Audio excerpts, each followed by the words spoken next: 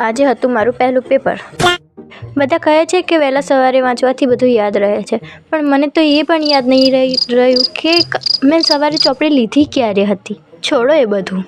પછી તો પપ્પા મને હોંશે હોંશે રેલવે સ્ટેશન મૂકી ગયા, જાણે કે એમની દીકરી કોઈ જંગ લડવા ન જતી હોય. પરીક્ષા એ કંઈ જંગથી કોઈ કમ થોડી કહેવાય.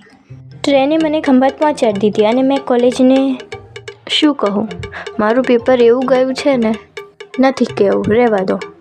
જેવું ગયું હોય એવું આવ્યું, એવું ગતું રહ્યું, બીજું શું. પણ સાચું કહું તો પેપર સારું હતું. આજે સવારની તો હું મુસાફરી જ કરી રહી છું.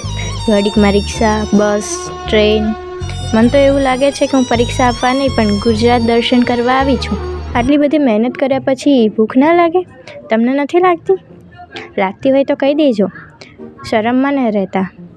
હજી તો આ ટ્રેલર છે, પેપર તો હજુ બધા બાકી છે.